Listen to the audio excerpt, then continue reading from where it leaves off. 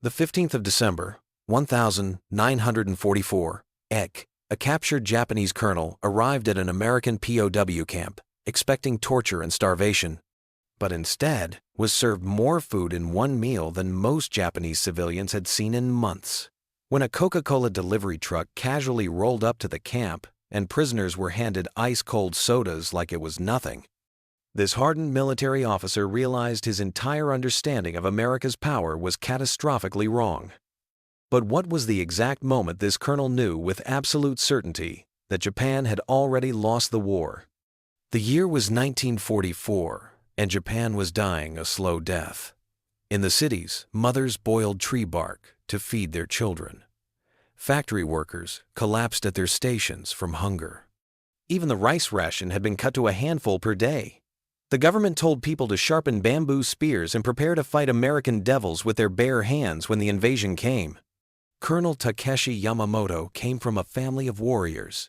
His grandfather had served the emperor with honor. His father died fighting in China. Now it was his turn to prove Japanese spirit could defeat American machines. He believed what every Japanese soldier believed, that Americans were soft, weak people who would break under pressure. They had money and factories, but no fighting spirit, no honor. The colonel fought hard in the Philippines. He watched his men die one by one as American planes dropped endless bombs. Still, he never doubted Japan would win.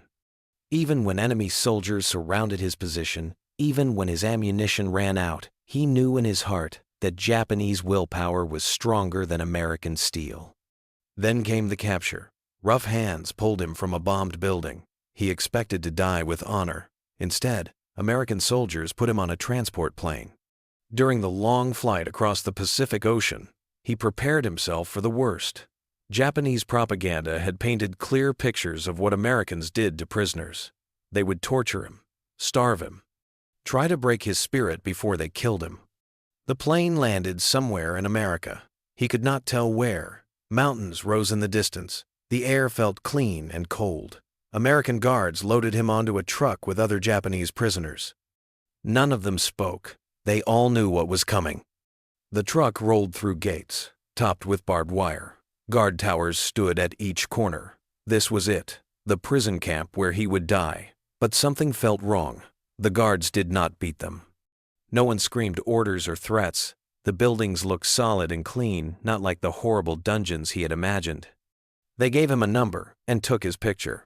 A doctor checked his wounds and bandaged them with fresh white cloth.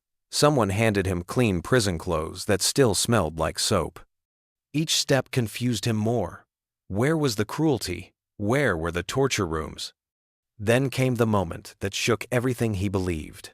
They led him to a long building filled with tables and benches. The smell hit him first, real food, hot and rich. They handed him a metal tray and filled it with more meat, vegetables, and bread than he had seen in months. Steam rose from the plate. His hands shook as he carried it to a table. Around him, other Japanese prisoners ate in silence, their faces showing the same shock he felt. This was not how enemies were supposed to treat each other. This was not the America he had been taught to hate. The days that followed brought more impossible things. Each morning, hot water poured from metal pipes in the shower room. Real soap sat in dishes for anyone to use. The colonel had not seen soap in Japan for 2 years. Here, American guards threw away small pieces like they meant nothing. The camp had a library filled with books and magazines. Prisoners could read whatever they wanted. Some men played baseball in the yard using real leather gloves and wooden bats. Others learned English from volunteer teachers who smiled when they spoke. This made no sense. Why would the enemy want to educate prisoners? Work detail came on his second week. They loaded him onto a truck with 20 other men and drove to a nearby factory. The building stretched longer than 3 city blocks back home.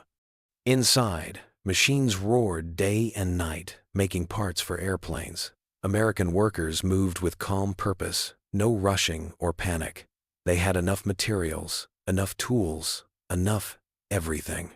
During lunch break, the colonel watched American workers unwrap sandwiches thick with meat and cheese. They drank milk from glass bottles and ate fresh apples. Some threw away half-eaten food without a thought. In Japan, people fought over scraps like this. Here, abundance flowed like water from a spring that never ran dry. The moment that changed everything happened on a hot Tuesday afternoon.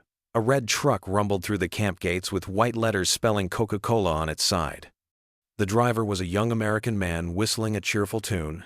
Guards opened the back doors and started pulling out wooden cases filled with dark green bottles. The colonel stared as guards walked through the prisoner barracks, handing ice-cold bottles to every man. The liquid was sweet and fizzy, colder than mountain streams. He had heard of Coca-Cola but never tasted it.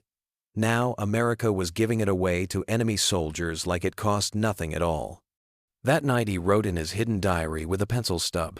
His hand shook as he formed the words, "If Americans could waste resources on soft drinks for prisoners, what did their homeland possess? How deep were their factories? How full were their warehouses?"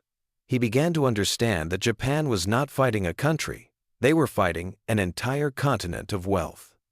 Letters from home painted darker pictures each month. His wife wrote about eating grass soup. His mother had sold her wedding ring for a bag of rice. Meanwhile, the camp served 3 hot meals every day. Prisoners gained weight while their families starved. The colonel began to see American guards differently.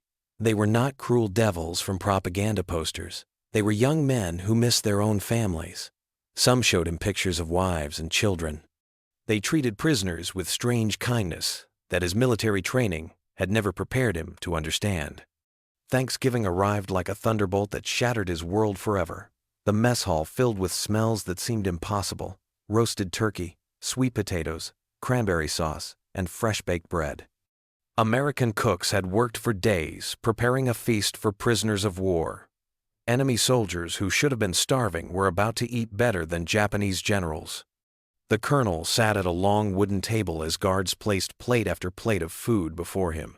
Turkey slices as thick as his thumb, mashed potatoes with real butter melting on top, green beans that still had their bright color, pumpkin pie with cream so rich it coated his spoon. Around him, hardened Japanese soldiers wept openly at the sight of so much abundance. He ate slowly, savoring every bite while his mind raced with terrible understanding. This single meal contained more protein than most Japanese families saw in a month. The bread alone would feed his village for days. Yet Americans prepared this feast without strain or sacrifice. Their warehouses must overflow with food, while Japan's people grew thinner by the week. After dinner, the camp commander showed them American magazines filled with photographs of factories and cities. Page after page revealed the true scale of American power. Shipyards where workers built massive vessels in just 4 days. Aircraft plants rolling out bombers faster than Japan could shoot them down. Steel mills that produced more metal in 1 month than Japan made in a year. The colonel stared at pictures of American supermarkets with shelves packed floor to ceiling with food, rows of fresh meat, mountains of fruit, towers of canned goods. Children in the photos looked healthy and strong, their faces round with good nutrition. Meanwhile, Japanese children had forgotten the taste of sugar and rice. That night, alone in his bunk, the colonel's beliefs crumbled like paper in fire. He pulled out his secret diary and wrote with shaking hands. "We believed we were fighting lions, but we challenged dragons while armed with sticks. Japan's spiritual strength meant nothing against America's endless resources. Courage could not defeat a nation that fed its enemies better than Japan fed its own people." The math was simple and crushing. America fought wars on 2 sides of the world while still producing luxury items for prisoners. They built weapons, fed soldiers, and maintained cities without breaking their stride. Japan had thrown everything into this fight and still fell further behind each day. He understood now why American guards showed no hatred. They knew the truth that Japanese leaders refused to see. This war was already over. It had been over since the day Japan attacked Pearl Harbor and woke a sleeping giant with bottomless pockets and endless patience. The colonel closed his diary and stared at the ceiling.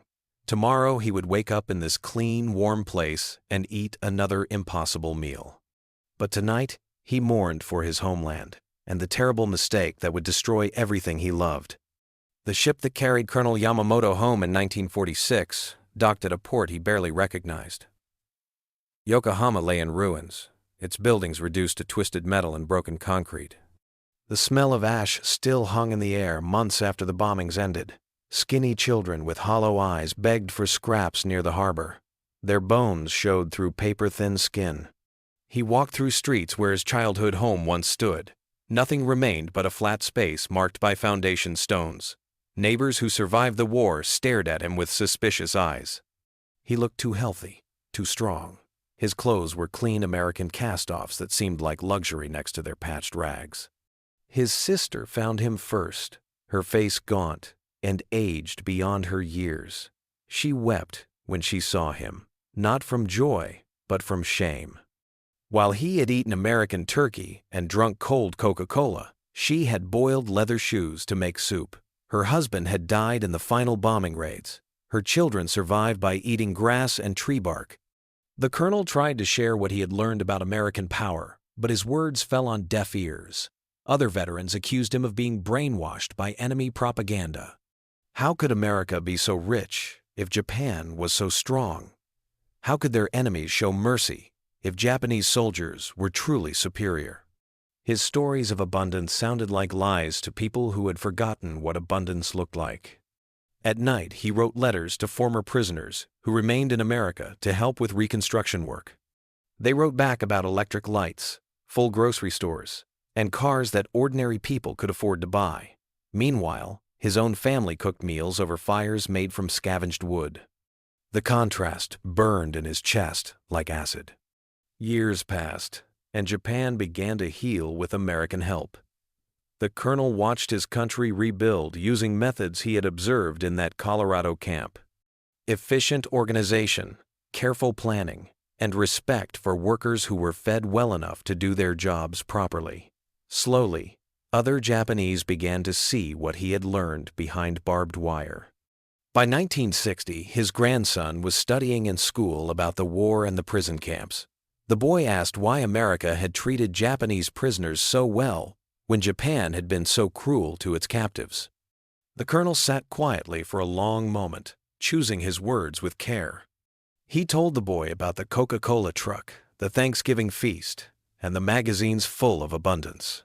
He explained how real power was not just the ability to destroy enemies, but the strength to care for them afterward. America had defeated Japan not only with bombs and bullets, but with something far more dangerous, the proof that a nation could be both mighty and merciful at the same time. The colonel closed his eyes and remembered the taste of ice cream on a hot afternoon in Colorado. "True strength," he whispered, "comes from having so much that you can afford to share it with those who tried to destroy you." The ship that carried Colonel Yamamoto home in 1946 docked at a port he barely recognized. Yokohama lay in ruins, its buildings reduced to twisted metal and broken concrete. The smell of ash still hung in the air months after the bombings ended. Skinny children with hollow eyes begged for scraps near the harbor. Their bones showed through paper-thin skin. He walked through streets where his childhood home once stood. Nothing remained but a flat space marked by foundation stones. Neighbors who survived the war stared at him with suspicious eyes. He looked too healthy, too strong. His clothes were clean American cast-offs that seemed like luxury next to their patched rags. His sister found him first, her face gaunt and aged beyond her years. She wept when she saw him, not from joy, but from shame. While he had eaten American turkey and drunk cold Coca-Cola, she had boiled leather shoes to make soup. Her husband had died in the final bombing raids. Her children survived by eating grass and tree bark. The colonel unpacked his small bag and what remained of his family's property. Inside were gifts from American Guards, FTA, a bar of real soap, a can of peaches, and a small American flag folded with care. His sister stared at these items like they were treasures from another world. The soap alone would trade for a week's worth of rice on the black market. He tried to share what he had learned about American power, but his words fell on deaf ears. Other veterans accused him of being brainwashed by enemy propaganda. How could America be so rich If Japan was so strong, how could their enemies show mercy if Japanese soldiers were truly superior? His stories of abundance sounded like lies to people who had forgotten what abundance looked like. The colonel found work helping American occupation forces translate documents and coordinate food distribution. Every day, he watched trucks loaded with supplies roll through the streets. Rice, canned meat, powdered milk, medical supplies, tent. More aid than Japan had ever given to any conquered territory. The Americans fed their former enemies while their own families back home ate rationed sugar and butter. At the food distribution center, he saw Japanese mothers receive packages that contained more nutrition than their children had eaten in years. Some women collapsed in tears when they opened cans of American beef. Others clutched bags of flour like sacred objects. The colonel remembered the casual way American prisoners had received these same foods in the camp mess hall.